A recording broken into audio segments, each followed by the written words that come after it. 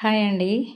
నిన్న మా ఇంట్లో మా అల్లుడు బర్త్‌డే సందర్భంగా చికెన్ బిర్యానీ చేశాను. చికెన్ 2 కిలోలు తెచ్చారు. చూడండి అందులో శుభ్రంగా కడిగి ఉప్పు, కారం, ఇంకా ధనియాల పొడి, తర్వాత పసుపు, అల్లం పేస్ట్ ఇవన్నీ చక్కగా వేసి కలిపాను. అంతా పట్టించాను ముక్కలకి అంతటికి.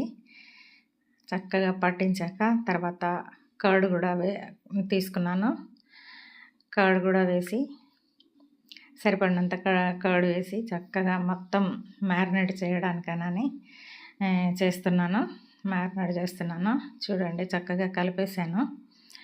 తర్వాత చికెన్ బిర్యానీ చాలా బాగుంటుంది కదండి, అందరూ ఇష్టపడతారు.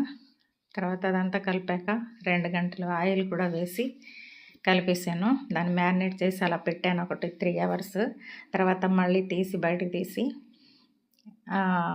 కొంచెం అల్లము మళ్ళీ వేసి కొత్తిమీర, పుదీనా, తర్వాత వేయించిన ఉల్లిపాయలు కూడా వేసి కలిపేస్తున్నాను. చూడండి చక్కగా వేసి మొత్తం బాగా పట్టించేసాను చికెన్కి. అలా మ్యారినేట్ చేసి ఫ్రిడ్జ్లో ఒక 3 అవర్స్ ఉంచాను. దాన్ని ఇంకా బౌల్లోకి తీసుకుంటున్నాను, బాండీలోకి చక్కగా సర్దేస్తున్నాను. అన్ని పీసెస్ లెగ్ పీసెస్ చాలా తెచ్చారు.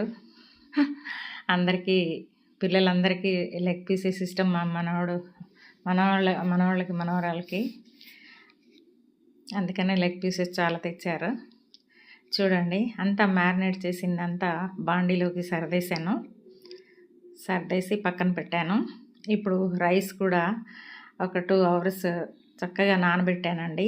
అందులో బిర్యానీ ఆకు, పువ్వు, చెక్క, లవంగాలు, ఇలాచి అండ్ సాజీరా, పుదీనా, కొత్తిమీర, పచ్చిమిర్చి, యాలకులు ఇవన్నీ వేసి బాయిల్ చేశాను. 75% బాయిల్ చేసి నేను సర్దిపెట్టుకున్న చికెన్ బాండీలో ఈ 75% ఉడికిన రైస్ని అందులో వేసేసి మధ్యలో సగం రైస్ వేసి అందులో మళ్ళీ ఆనియన్స్ వేసాను.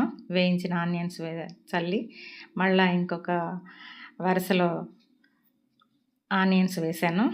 దాంతోపాటు కొత్తిమీర, పుదీనా కూడా వేసాను. చూడండి లుక్ ఎంత బాగుందో. తర్వాత కొంచెం గరం మసాలా కూడా చల్లాను. చాలా త్వరగా చేశాను, పిల్లలు తొందరగా ఆకలి అంటారని. చూడండి నెయ్యి కూడా వేసాను పైన. వేసి పెట్టేసి తర్వాత కలర్ వేసాను. రెడ్ కలర్ కొంచెము, ఎల్లో కలర్ కొంచెం చల్లాను. రెడీ అయిపోయిందండి.